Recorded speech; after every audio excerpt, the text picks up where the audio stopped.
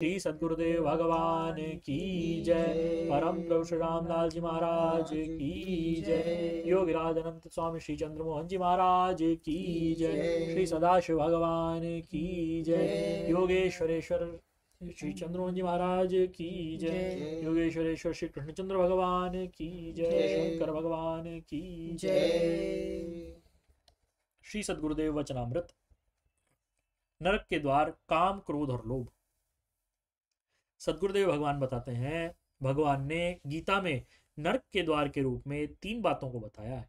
भगवान ने कहा है, त्रिविधम नरकस्येदम द्वारम नाशनमात्मनः कामः क्रोधः तथा लोभः तस्मादेतत् त्रयं त्यजेत्।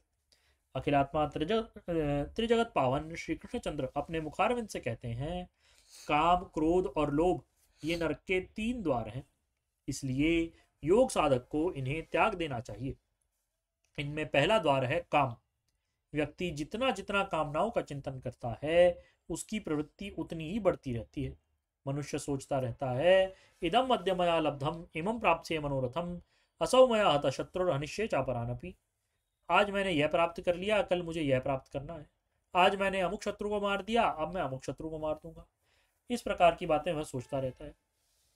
सोचता है, बड़े यज्ञ करूंगा, दान दूंगा, मेरा बड़ा नाम होगा। ऐसे कामनाओं के जाल में फंस जाता है। सबसे मुख्य कामना भोग की वासना कही जाती है। यह इतना बुरा जाल है कि बड़े बड़े ऋषि मुनि भी इस पर विजय नहीं पा सके। जिन लोगों को यह निश्चय हो गया कि हम काम विजयी हो गए, वे भी विजयी नहीं हो पाए। ऋषि मुनि, सिद्ध लोग, वशिष्ठ, विश्वामित्र आदि भी इससे प्रभावित रहे हैं। एक बात मैंने तुम्हें बतलाई थी कि जब योगी योग की संप्रज्ञात अवस्था की दूसरी अवस्था विचारानुगत समाधि में पहुंचता है तो उसके पतन का भय रहता है। यदि उससे आगे निकल जाता है तो वह पतन से परे हो जाता है। ऋषि मुनि जो काम पर विजय प्राप्त करने की स्थिति में आए तो देवताओं ने उनके सामने अप्सराएं भेजी। वे उनके सामने जाकर के नाचगान करती। वे लोग भी विलास में पड़ जाते और अप्सराएं उनकी सारी शक्ति छीन छान कर स्वर्गलोक को चली जाती। वे अप्सराएं भेजी इसीलिए जाती रही ताकि योगी ध्यानी व्यक्ति स्वर्ग पर अधिकार न कर ले, देवताओं से आगे न बढ़ जाए। इसलिए योगियों को गिराने के लिए ही उन्हें भेजा जाता है। कामना, भोग की वासना संसार में जो अन्न खाता है उसके अंदर रहती है, वह छूटती नहीं। गीता के दूसरे अध्याय के अंदर भगवान ने कहा, विषया विनिवर्तन्ते निराहारस्य देहिनः रसवर्जम रसोप्यस्य परम दृष्ट्वा निवर्तते। जो मनुष्य निराहारी रहता है, भूखा रहता है, उसकी विषय वासना हट जाती है, किंतु उसको विषय वासना का रस ज्ञान रहता है। उसे भोग का ज्ञान रहता है। उसे ज्ञान रहता है कि भोग के अंदर आनंद होता है। भूखा रहने के कारण उसकी काम प्रवृत्ति रहे या ना रहे यह दूसरी बात है, किंतु भावना यह रहती है कि भोग में आनंद होता है। अखिलात्मा कहते हैं, रसोप्यस्य परम दृष्ट्वा निवर्तते। वासना का जो रस है वह भी दर्शन के बाद हट जाता है। पर दर्शन वह स्थिति है जिसका वर्णन भगवान पतंजलि ने योग दर्शन के दूसरे सूत्र में किया है। योग चित्त वृत्ति निरोध, अर्थात चित्त वृत्तियों का नितराम रोध, समूल उन्मूलन। चित्त वृत्तियां नहीं रहेंगी तो भोग भावना कहां से होगी। न रहेगा बांस, न बजेगी बांसुरी। वहां सवाल किया, चित्त वृत्तियां नहीं रहेंगी उसका नाम योग है, किंतु यह स्थिति कैसी होती है, उस समय जीवात्मा का क्या स्वरूप होता है। इसका उत्तर अगले सूत्र में दिया, तदा दृष्टु स्वरूपे अवस्थानम। उस समय जीवात्मा अपने यथार्थ स्वरूप में आ जाता है, असली स्वरूप में आ जाता है। उसका असली स्वरूप क्या है? असली स्वरूप है जिसमें न मन रहे, न बुद्धि, ना कोई गुण धर्म रहे। असली रूप की कोई उपमा नहीं दे सकता। भगवान व्यास जी व्यास भाष्य में कहते हैं, जब प्रश्न आया स्वरूप प्रतिष्ठा की दृषि के स्वरूप प्रतिष्ठा कैसी होती है, उसका उत्तर उन्होंने दिया, चित शक्ति यथा कैवल्ये। अर्थात जब आत्मा अपने स्वरूप में प्रतिष्ठित हो तो उसकी स्थिति वैसी ही होती है जैसी कैवल्यावस्था में होती है। कैवल्य माने अकेलापन। योग दर्शन के सिद्धांतों के अनुसार मुक्ति कैवल्य को ही कहते हैं। सत्व पुरुषयो शुद्धि साम्ये कैवल्यम। जब प्रकृति और पुरुष अपने अपने स्वरूप में आ जाएं तब कैवल्य होता है। भोग वासना की कामना भोगों के भोगने से कम नहीं होती, यह तो नियम है। न जातु कामा कामानामुपभोगेन शाम्यति। मन में पैदा हुई हुई कामनाएं कामनाओं के भोग से हटती नहीं, बल्कि आग में घी डालने पर जैसे आग और भड़क जाती है, उसी प्रकार से उपभोग से कामनाएं और बढ़ जाती हैं। इसलिए काम मनुष्य का सबसे बड़ा शत्रु है। काम ही सारी कामनाओं का सृजन करता है। कोई विरला ब्रह्मचारी जो ऊर्ध्वरेतस हो जाए, ऊर्ध्वरेतस का अर्थ है नाभि मंडल के वीर को आकर्षण करके सारे शरीर में फैला दे, ऊपर को ले जाए, ऐसा जो ब्रह्मचारी है वह कामजयी बन जाता है। या कामजयी वह बनता है जो विचारानुगत समाधि से आगे निकल जाए। विचारानुगत तो खतरे की ही जड़ है, उसमें तो स्वर्ग के लालच आ जाते हैं और वह पद से भ्रष्ट हो जाता है। ये बातें होती ही हैं। ब्रह्मचारी हरिभक्त चैतन्य हमारे बच्चे हैं। हमने उनको जंगलों में रह करके तपस्या और साधना की आज्ञा दी। जंगलों में उन्होंने खूब तपस्या की। एक दिन वे हमें अपना अनुभव बता रहे थे। मैंने तुम्हें अनेकों बार बताया है, स्वाध्यायदिष्ट देवता संप्रयोग, अर्थात स्वाध्याय करने से इष्ट ऋषि मुनियों के दर्शन होते हैं। हरिभक्त जंगल में घूमते हुए कहीं जा रहे थे। एक स्थान पर उन्हें बहुत लंबा तगड़ा व्यक्ति मिला।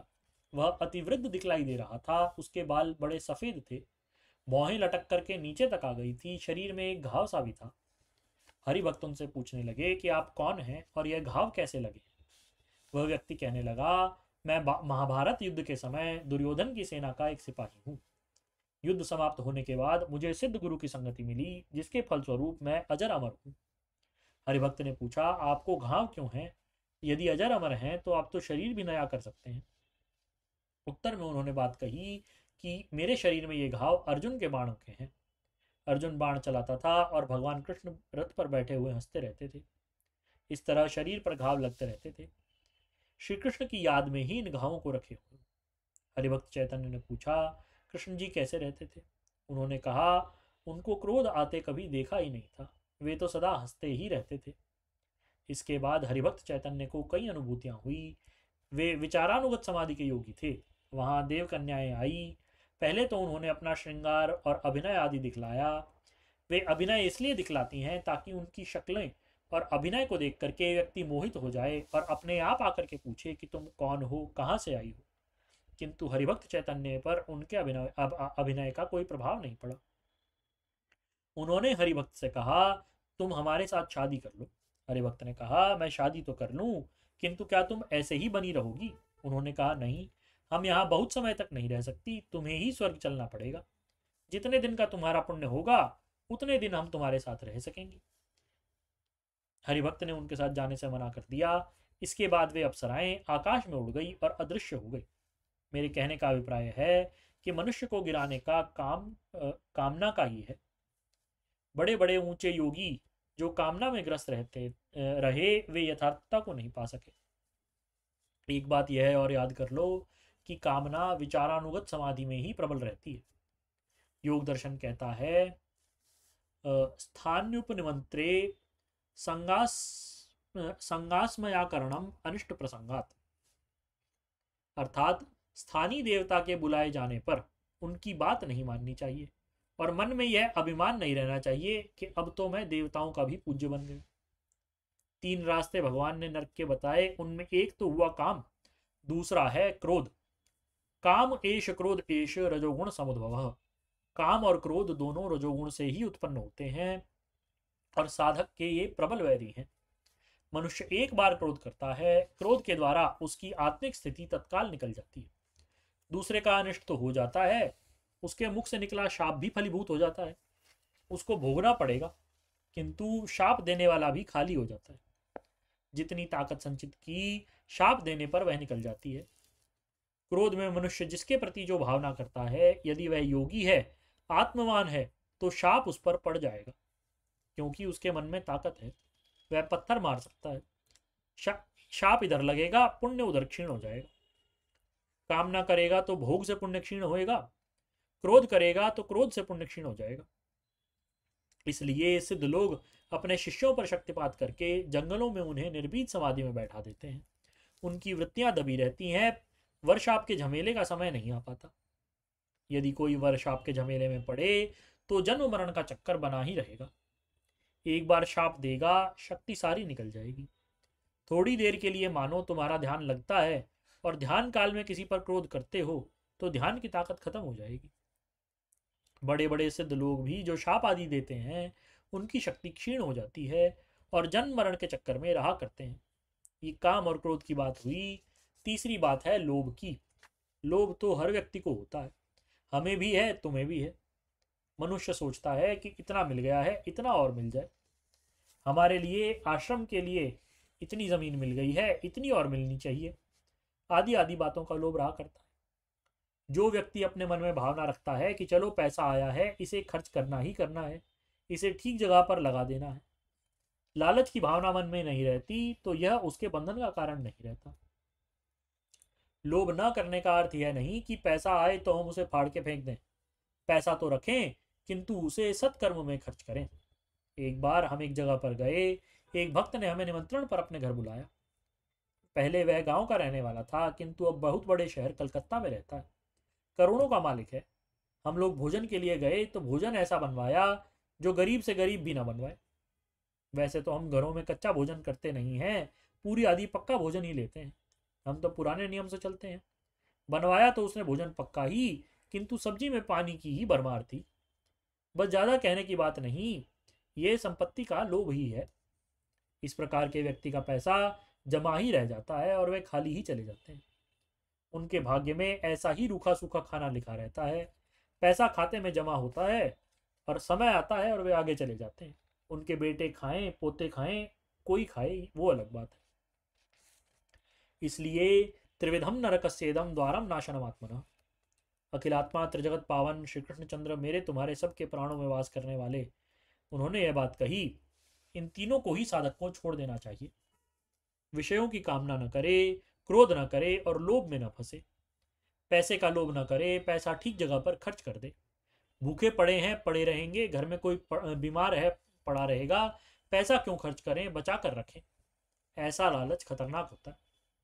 इसलिए त्रिलोक के चंद्रमा की आज्ञा है, तस्माद एतत् त्रयम त्यजेत। इन तीनों को ही छोड़ दो।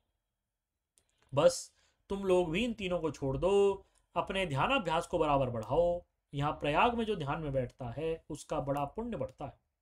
ध्यान में प्रतिदिन बैठो। यहाँ स्नान करने का पुण्य तो है ही, किंतु यहाँ इस क्षेत्र में रहने का पुण्य भी मिलेगा। इस प्रयाग क्षेत्र में जो जितना भजन कर लेगा वह रेख पर मेख लगवाएगा, संसार सागर से पार जाने की कमाई कर लेगा।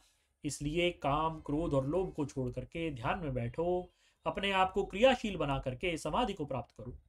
श्री प्रभु जी के चरणों को याद करके, उन्हें प्रणाम करके अपने अभ्यास में बैठा करो।